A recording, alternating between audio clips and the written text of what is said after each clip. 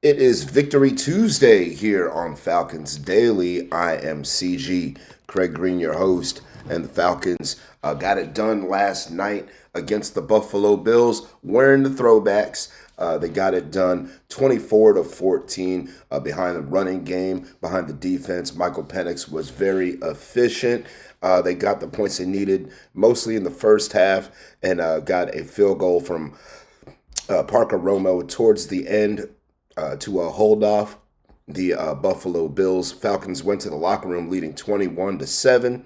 Buffalo got a touchdown in the third. The Falcons added a field goal in the fourth, and they shut down Buffalo multiple times, including two turnovers as well. That was one of the key things in the in the game was the Falcons getting two interceptions on Josh Allen, one to end the first half and one to end their final chance at winning the game. So, real quick, look at the stats. We'll give it to you pretty quickly here.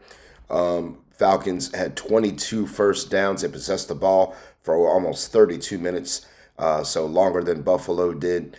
They played cleaner football than Buffalo, but not by much. 6 penalties for 35 yards, and some of those were false starts and things like that. Got to clean those up.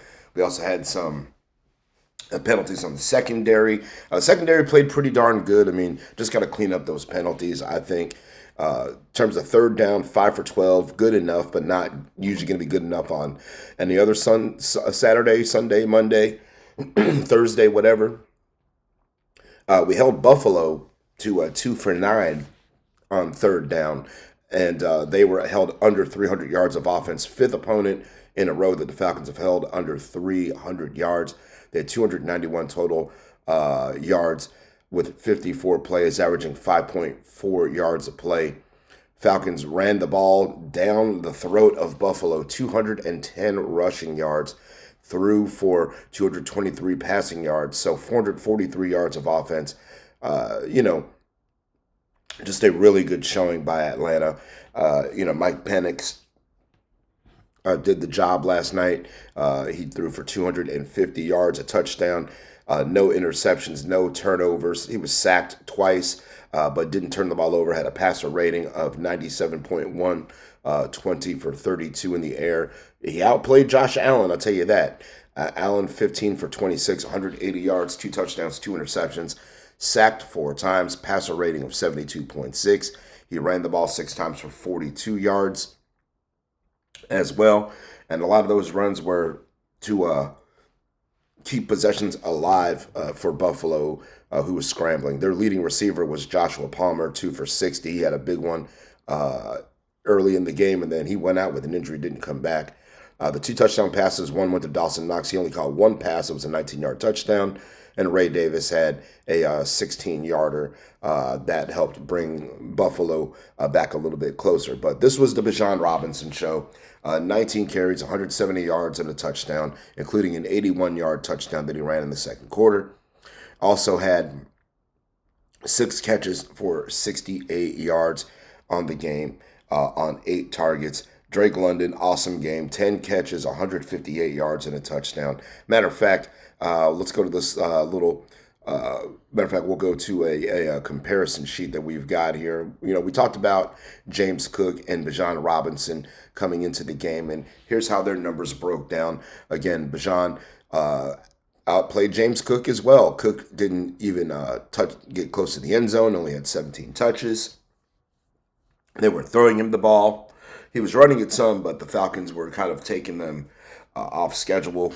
And Cook had a lot of his yards in the second half, is where James Cook started to clean up a little bit. But the Falcons, again, did the job. Bijan Robinson, of course, Raheem Morris says he's the best player in football. He still believes that. After the game, Raheem just said about the performance altogether. He said, I think these guys just love to play for each other. It was a selfless attitude from all the team and all those guys going out there playing. That was his thoughts on the win against the Buffalo Bills in front of a sold out crowd, Mercedes-Benz Stadium. Definitely had some Buffalo fans there. I mean, they tried to sell the narrative on ESPN that Buffalo fans were taking over the stadium. They tried to sell that narrative to all of you watching the game just because they had scored a touchdown. And they're like, oh, here we go. I told you. I told all of you that they put us on in this game against Buffalo, not because the Falcons are a formidable team at home, not because we were 7-1 or whatever it was in Monday night going into that game. It's because they wanted to have a highlight for Buffalo. They wanted to highlight the Buffalo Bills and how popular they are, and their fan base travels, and while they do travel, they came to the wrong house with that mess last night, and that was Mercedes-Benz Stadium. They got loud for a little while, but then the Falcons fans shut them up. You really didn't hear much from them after the interception from Josh Allen at halftime. And again, another player who played his butt off last night, and we talked about another guy who I thought played really, really well last night for the Falcons. Again, I'm going to give a shout out to Elijah Wilkerson. I thought he stepped up pretty well. I mean, he had some rough moments, but also him and Michael Jarrell, who stepped in for Jake Matthews when Jake got hurt right before halftime. I thought that our left tackle, right tackle combination, for what they were asked to do in those moments, was very, very good.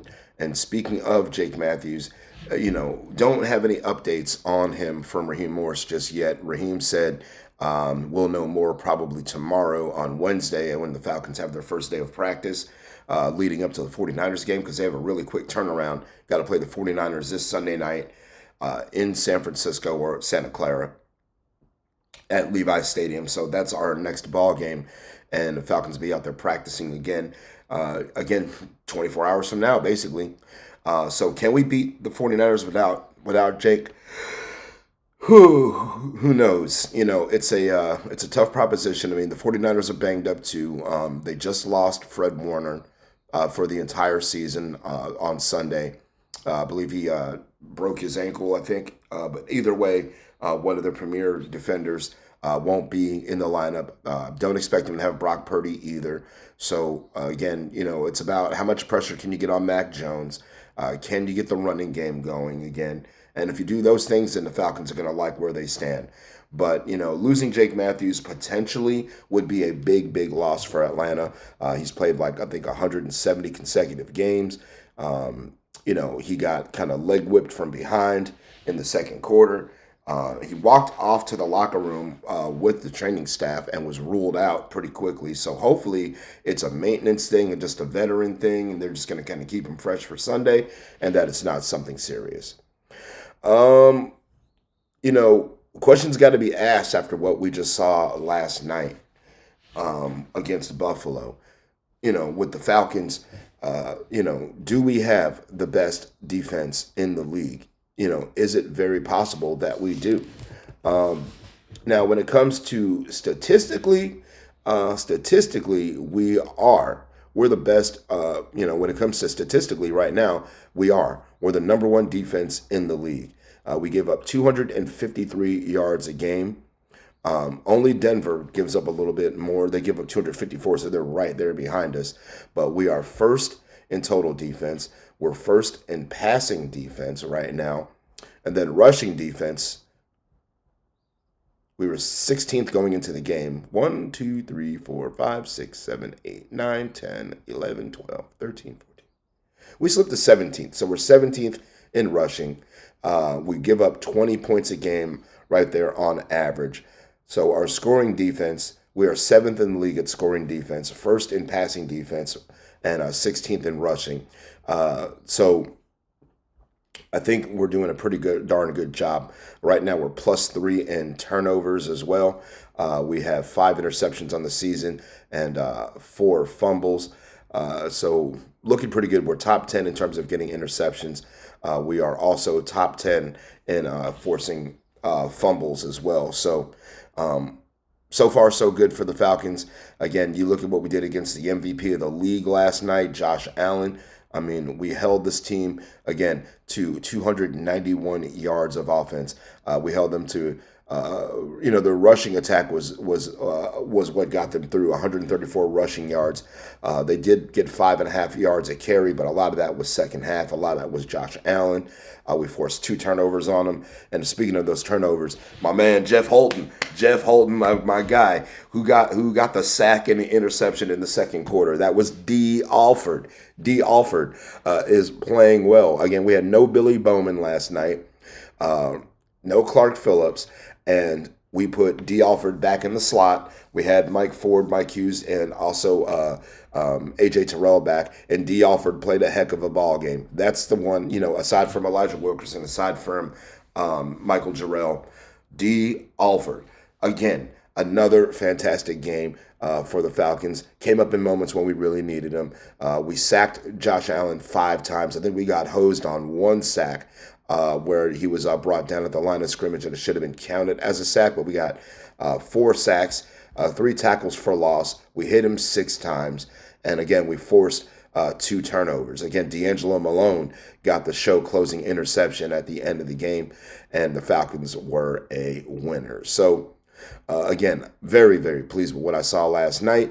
And I think right now it's very possible we do have the best defense in the NFL until proven otherwise. And we go to San Francisco and shut them down, then the national narrative is going to start changing again and again. And it started changing again last night with the way the Falcons, let's call it what it is. They dominated the Buffalo Bills. We literally led from wire to wire. We did not trail that game. Buffalo tied it once at 7, and the Falcons led the rest of the way. So awesome job by Raheem Morris, Zach Robinson, Jeff Ulbrich. We'll even throw in Marquise Williams again for doing a good job. Good job, everybody, last night. A very eye-pleasing win, and that's exactly what the Falcons needed.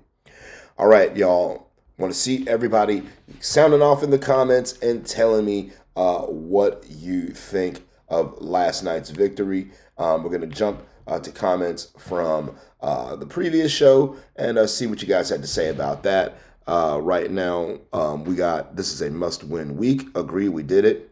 Let's see. Day 684, watching this after the game, and I just want to say our defense dominated, only allowing 2 TDs, and Bijan and Drake killed it in the first half. Let's keep the momentum going. That, my friend, gets a big old like from CG. That, yes, it was awesome. It was awesome to see. The whole world expects us to lose or expects us to fall on our face. Especially after we're up 21-7. Buffalo gets a touchdown.